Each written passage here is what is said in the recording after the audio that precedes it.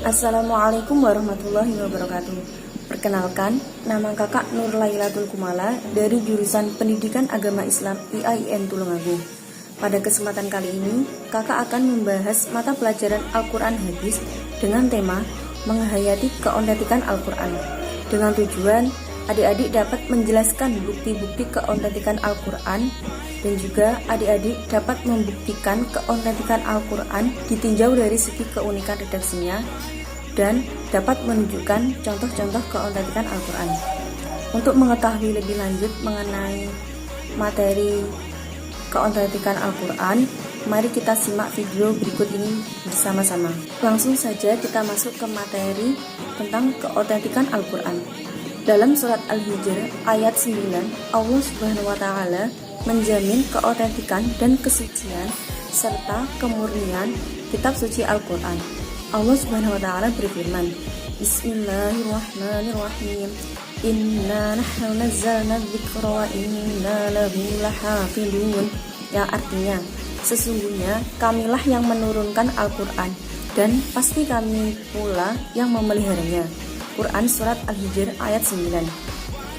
Kemurnian dan keautentikan Al-Quran selalu terjaga sejak diturunkan kepada Nabi Muhammad SAW hingga akhir zaman kelak. Keindahan bahasa dan kandungan ajaran serta tuntutan hidup umat manusia adalah salah satu kemukjizatan yang menjaminnya. Tidak akan ada satupun manusia yang bisa menirunya. Al-Quran akan terus begitu adanya, kalimatnya dan juga bunyinya, terutama dalam hal kandungan isinya. Al-Quran mengajukan tantangan kepada orang-orang kafir dan siapapun yang meragukan kebenaran Al-Quran. Sejak dahulu, orang-orang kafir menuduh bahwa Al-Quran hanyalah sejenis mantra-mantra tukang tenung dan kumpulan syair-syair.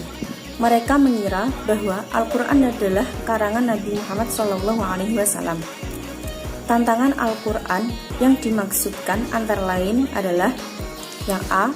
Al-Quran menantang siapapun yang meragukan kebenaran Al-Quran untuk mendatangkan semisalnya secara keseluruhan.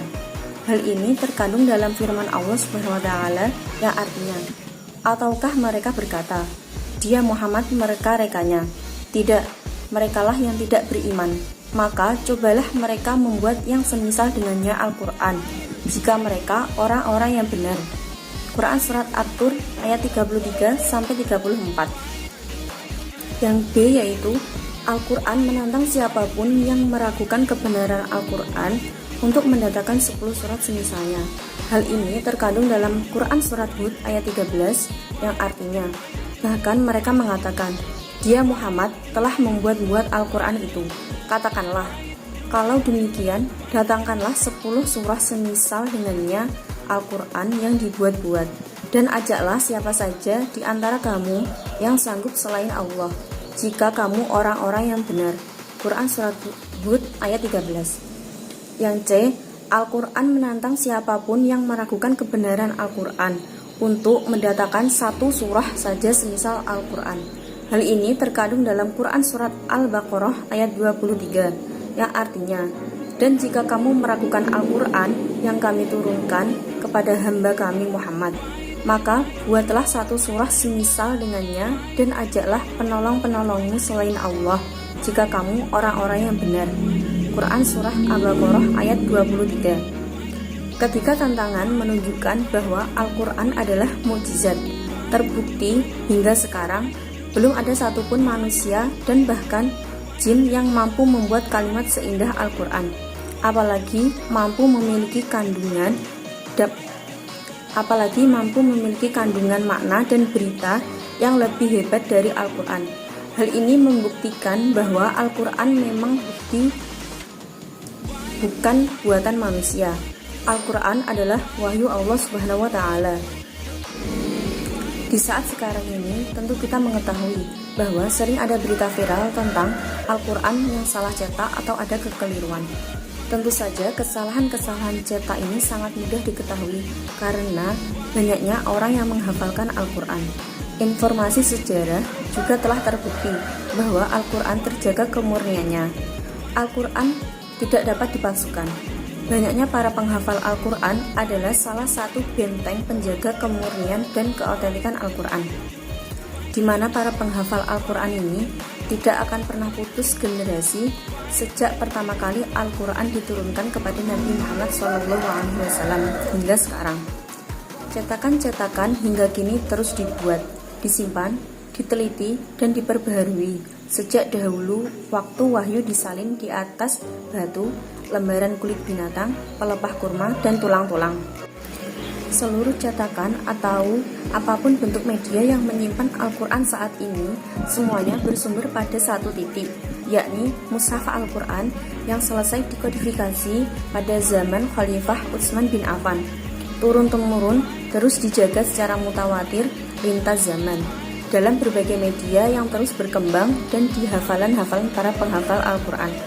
Jadi sudah jelas keautentikan Al-Quran ini sangat terjaga akan kemurniannya. Dan untuk media yang menyimpan Al-Quran saat ini itu bersumber pada satu titik, yakni Mushaf Al-Quran pada zaman Khalifah Utsman bin Affan yang saat ini sering kita sebut dengan Mushaf Utsmani. Jadi kemurnian dan keautentikan Al-Quran dijamin oleh Allah dan akan senantiasa terjaga hingga akhir zaman. Dari zaman dahulu hingga sekarang, banyak sekali orang yang berlomba-lomba untuk menandingi Al-Quran. Akan tetapi, usaha tersebut selalu gagal.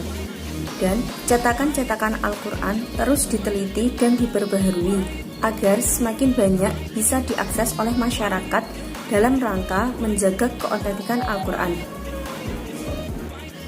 Sekian penjelasan dari kakak hari ini. Semoga adik-adik dapat memahami penjelasan kakak tadi dengan baik. Dan semoga ilmu yang kita dapat hari ini bermanfaat bagi kita semuanya. Kurang lebihnya kakak mohon maaf. Wassalamualaikum warahmatullahi wabarakatuh.